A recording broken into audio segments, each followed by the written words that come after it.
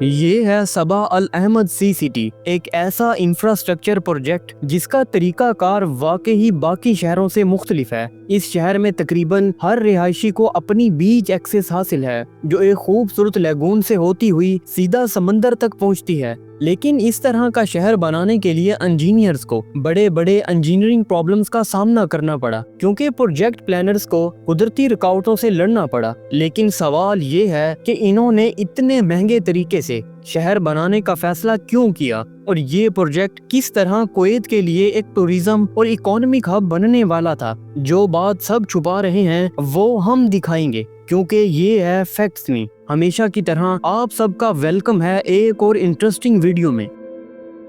اگر آپ ایسے ہی حیران کن میگا پروجیکٹس پر ویڈیوز دیکھنا پسند کرتے ہیں تو ہمارے چینل فیکٹس می کو ضرور سبسکرائب کر لیں۔ اب ذرا واپس آتے ہیں اپنے ٹاپک پر۔ 1980s کی دہائی کے آخر میں کویت کو ایک مسئلے کا سامنا تھا۔ ملک میں لگژریس ہاؤسنگ کی شدید ضرورت تھی، کیونکہ ملک نے کروڈ آئل ایکسپورٹ سے اچھی خاصی دولت کما لی تھی۔ لیکن اس چھوٹے سے ملک کے پاس اتنی جگہ نہیں تھی کہ وہ اس مانگ کو پورا کر سکے۔ کویت کے ساحل کے شمالی اور جنوبی کنارے آپس میں صرف 105 میل یعنی 168 کلومیٹر کے فاصلے پر ہیں، اور 1989 تک جب ایک نئے شہر کے منصوبے بننا شروع ہوئے تو زیادہ تر ساحلی علاقہ پہلے ہی آباد ہو چکا تھا۔ کیپٹل کویت سٹی اپنے مضافاتی اور صنعتی علاقوں سمیت کویت بے سے لے کر کافی دور جنوب تک پھیلا ہوا تھا۔ صحرا کی طرف مزید تعمیر کرنا زیادہ پسندیدہ نہیں تھا۔ اس کی کئی وجوہات تھیں۔ یہاں پر شہروں کو سپلائی کرنے کے لیے کوئی قابل استعمال وسائل موجود نہیں تھے، زمین کمزور تھی اور تعمیرات کے لیے زیادہ موزوں نہیں تھی، اور سب سے بڑھ کر یہاں کی گرمی انتہائی خشک اور شدید تھی۔ ساحل کے ساتھ رہائش زیادہ پسند کی جاتی ہے، کیونکہ سمندری ہوا سے موسم نسبتاً خوشگوار رہتا ہے اور دن اور رات کے درجہ حرارت میں فرق کم ہو جاتا ہے۔ اس مسئلے کا حل سادہ تھا، محدود شور لائن پر سیدھی تعمیرات کرنے اور چند نئے بیچ فرنٹ پراپرٹیز بنانے کے بجائے اندر کی طرف چینلز کھود کر پانی کو اس طرح اندر لے جایا جائے کہ زیادہ سے زیادہ لوگوں کو پانی تک رسائی مل سکے۔ اگر آپ ان چینلز کو سیدھا کھینچ کر دیکھیں تو آپ کو اندازہ ہوگا کہ اس طریقے سے ساحل کی لمبائی کتنی زیادہ بڑھائی جا سکتی ہے۔ اس نئے شہر کی تعمیر کے لیے دو ممکنہ مقامات پر غور کیا گیا۔ ایک علاقہ کویت سٹی کے شویخ ڈسٹرکٹ کے قریب تھا، دوسرا الخیران کا علاقہ جو سعودی عرب کی سرحد سے زیادہ دور نہیں ہے۔ لیکن جب یہ منصوبے عملی شکل اختیار کرنے ہی والے تھے تو پورا پروجیکٹ روکنا پڑا، کیونکہ ملک ایک خوفناک تنازع میں پھنس گیا تھا۔ 2 اگست 1990 کو عراق نے کویت پر حملہ کر دیا۔ بری فوج نے سرحد سے داخلہ کیا، جبکہ ہیلی کاپٹرز اور کشتیاں سمندر سے آئی تھیں۔ عراقی فورسز چند گھنٹوں میں کویت سٹی تک پہنچ گئیں۔ برطانوی شہریوں نے اپنی ایمبیسی کی کھڑکی سے ان فورسز کی فوٹیج بھی ریکارڈ کی جب وہ شہر میں داخل ہوئیں۔ اس کے بعد کئی ماہ تک عراقی آکوپیشن جاری رہی، جس کے بعد بالآخر گلف وار ہوا، جو فروری 1991 کے آخر میں کویت کی آزادی پر ختم ہوا۔ اگرچہ قبضے کا خاتمہ ہو گیا تھا، لیکن قوم کو شدید نقصان اور تکلیف کا سامنا کرنا پڑا۔ نہ پیسے بچے تھے، نہ وقت تھا، اور نہ ہی اتنے مہنگے کنسٹرکشن پروجیکٹس کی فوری ضرورت رہی۔ اس جنگ نے ماحول کو بھی سخت نقصان پہنچایا۔ ایک بڑی آئل سپل اور مہینوں تک جلتے رہنے والے تیل کے کنویں نے ملک کو دھوئیں سے ڈھانپ دیا۔ اس کے بعد سی سٹی منصوبے کو دوبارہ شروع ہونے میں مزید 6 سال کا وقت لگا۔ ماضی کی ماحولیاتی تباہی کے بعد اس پروجیکٹ کا مقصد اب یہ تھا کہ ماحول کے ساتھ ہم آہنگ ہو کر کام کیا جائے۔ ڈیویلپرز نے الخیران کا علاقہ منتخب کیا اور ایک ایسا طریقہ کار اپنایا جس میں منصوبے کی حتمی شکل سمندری لہروں اور ہوا کی قدرتی طاقتوں کو مد نظر رکھ کر طے کی گئی۔ جس جگہ پر یہ منصوبہ بنایا گیا وہاں پہلے ہی 2 قدرتی ٹائیڈل کریکس موجود تھیں، جن میں پانی کی سطح مد و جزر کے ساتھ اوپر نیچے ہوتی رہتی تھی۔ الخیران ریزورٹ کے علاوہ جو ایک مشہور تفریحی مقام تھا، اس زمین کو کبھی ترقی یافتہ نہیں بنایا گیا تھا۔ ان ٹائیڈل کریکس کی قدرتی لہروں کو دیکھ کر ایک ماسٹر پلان بنایا گیا، جس میں ایک پیچیدہ چینل سسٹم بنایا گیا جس میں سمندر کے لیے 2 اضافی داخلے راستے بھی شامل تھے۔ لیکن یہ جتنا آسان نظر آتا ہے، اس میں کئی مشکلات جلد ہی سامنے آ گئیں۔ ان میں ایک بڑا مسئلہ یہ تھا کہ ان چینلز میں پانی کے بہاؤ کی کمی کی وجہ سے واٹر کوالٹی خراب ہو سکتی تھی۔ اگر پانی کو باقاعدگی سے تبدیل نہ کیا جائے تو اس سے الجی گروتھ کو فروغ ملتا ہے، और ये चैनल्स बदबूदार 60 पॉन्ड्स बन सकते हैं जो रिहायशियों के लिए बिल्कुल भी पुरकशिश नहीं होंगे। दूसरी तरफ इन चैनल्स में पानी का बहाव बहुत तेज भी नहीं होना चाहिए क्योंकि यहाँ लोग आराम से स्विम करना चाहते हैं। अब सवाल ये था कि कैसे यकीन किया जाए जो ज्योमेट्रिकली शेप्ड कैनाल्स प्लान में डिजाइन किए गए हैं वो वक्त के साथ साथ पानी की ताकतवर लहरों से खराब या तब्दील नहीं होंगे और रिहायशी इमारतों को फ्लडिंग का खतरा लाहक नहीं होगा। इन मसाइल से बचने के लिए प्रोजेक्ट प्लानर्स ने एक पेचीदा कंप्यूटर मॉडल तैयार किया जो कुदरती लहरों को सिमुलेट करता था। मंसूबे की जगह पर हवा की रफ्तार, सीमत और समुद्री लहरों के मुतालिक वसी डाटा इकट्ठा किया गया। इस डाटा की मदद से एक स्कीमेटिक कंप्यूटर मॉडल बनाया गया जिससे पूरे निजाम की हाइड्रोडायनेमिक प्रॉपर्टीज को समझा जा सके। इस तरह इन जगहों पर मजीद कनेक्टिंग चैनल्स शामिल किए गए जहां मॉडल्स ने दिखाया कि पानी का बहाव ज्यादा तेज है क्योंकि जब आप एक और चैनल बनाते हैं तो पानी को गुजरने के लिए ज्यादा जगह मिल जाती है जिससे बहाव की रफ्तार कम हो जाती है और इसके साथ साथ साहली कटाव यानी कोस्टल इरोजन का खतरा भी कम हो जाता है। लेकिन अगरचा कंप्यूटर मॉडल पर की गई तब्दीलियां बेहतरी की उम्मीद देती थी, फिर भी कुछ इलाकों में पानी का तबादला काफी नहीं था जिससे वाटर क्वालिटी खराब होने का खतरा बरकरार था।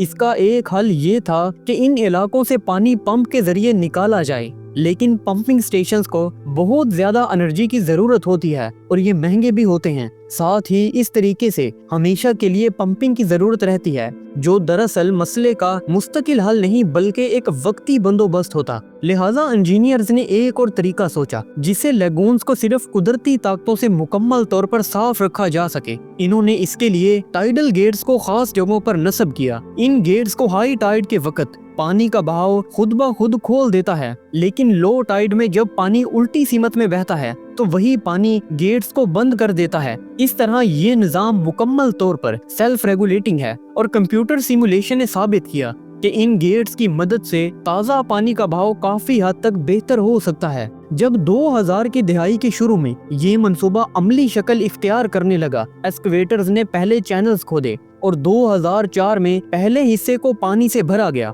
तो इसी दौरान पर्शियन गल्फ में एक और मंसूबे ने दुनिया भर की तवज्जो अपनी तरफ खींच ली और वो थे दुबई के बड़े लैंड रिक्लेमेशन प्रोजेक्ट्स, खास तौर पर पाम जुमेरा जो अपनी शक्ल में आ रहा था। जो काम दुबई में किया जा रहा था वो कुवैत के इस मंसूबे से बिल्कुल मुख्तलिफ तरीका था, लेकिन मसला वही था, साहली पट्टी को बढ़ाना। जहां कुवैत में वीरान सहरा को चैनल्स खोदकर समंदर से जोड़ा गया, वहीं दुबई में समंदर की तह से रेत निकालकर आर्टिफिशियल आइलैंड्स बनाई गई। इन दोनों तरीकों में बड़ा फर्क है, खास तौर पर माहौल पर पड़ने वाले असरात के लिहाज से। कुवैत में पहले से मौजूद कुदरती लहरें और टाइडल क्रीक्स इस डिजाइन की शक्ल तय करने में रहनुमाई करती रहीं, जबकि दुबई में इन जजायर की शक्ल को एक दिलकश अंदाज में मुंतखब किया गया ताकि वो पाम ट्री या वर्ल्ड मैप जैसी नजर आएं। ऐसे लैंड रिक्लेमेशन प्रोजेक्ट्स बनाने में एक पेचीदा तजाद होता है। एक तरफ उन मैन मेड आइलैंड्स को समुद्री लहरों की ताकत से बचाना जरूरी होता है, जिसके लिए मजबूत ब्रेक वाटर रिंग्स बनाई जाती हैं। ये इसलिए जरूरी हैं क्योंकि लंबे अरसे तक ये जजायर खुद से मुस्तहकिम नहीं रह सकते। साहली जमीन की शक्ल कभी इत्तेफाक से नहीं बनती, बल्कि ये कुदरती ताकतों के पेचीदा अमल का नतीजा होती है जो कई सालों तक साहली इलाके की शक्ल बदलती रहती है। यहाँ तजाद ये है कि जब आप हिफाजती ब्रेक वाटर्स बनाते हैं तो वो पानी के कुदरती बहाव को रोक देता है। मिसाल के तौर पर दुबई के द वर्ल्ड प्रोजेक्ट में जो जजायर ज्यादा खुले समंदर के करीब हैं वो कोस्टल इरोजन का शिकार हैं, जबकि पाम जुमेरा जो बड़े ब्रेक वाटर से महफूज है वहाँ वाटर क्वालिटी का मसला पैदा हो गया है क्योंकि पाम के अंदर का पानी तकरीबन ठहर जाता है। दूसरी तरफ कुवैत सी सिटी में जो बीची समंदर के दाखिली रास्ते के करीब हैं उनको खुली जगह दी गई है ताकि वो कुदरती तौर पर अपनी शक्ल बदल सकें, जबकि अंदरूनी चैनल्स को समुद्री लहरों की ताकत से महफूज रखा गया है। यूं मालूम होता है कि कुदरत के साथ आम आहंग रहकर तरक्की करना कुवैत सी सिटी का बुनियादी मकसद रहा। जहां दुबई में ड्री डिगिंग और लैंड रिक्लेमेशन समुद्री हयात के भरपूर मस्कन पर सख्त हमला है, वहीं कुवैत के खुश्क सहरा में नए चैनल्स खोदने से समुद्री हयात के लिए मजीद मस्कन पैदा हुए हैं। सी सिटी में पथरीले ब्रेक वाटर को पानी की सतह से ऊपर सिर्फ मोटर से भरा गया, जबकि ज़ेरे आब जगह को खुला छोड़ दिया गया है, जिससे समुद्री मखलूक को बेहतरीन मस्कन मिल गया है। इसके अलावा मैंग्रोव्स और दीगर पौधे जो खुश्क हालात में उग सकते हैं, खास तौर पर बनाई गई जज़ायर पर लगाए गए, ताकि मेराइन बी को साख्ती तौर पर महफूज किया जा सके और कुदरती हैबिटेट्स पैदा किए जा सकें। दुबई की तरह सहरा को समंदर में ले जाने के बजाय कुवैत समंदर को सहरा में ले आया। फिर भी इतने बड़े इलाके को बदल देना एक बहुत बड़ा चैलेंज था और ये माहौल में मुदाखलत भी है। इन चैनल्स को बनाने के लिए घंटों तक ड्री डिगिंग करके मिट्टी हटानी पड़ी। जैसे जैसे ये प्रोजेक्ट सालों में बढ़ा, इसके नए सेक्शन बाकायदगी से खुलते गए।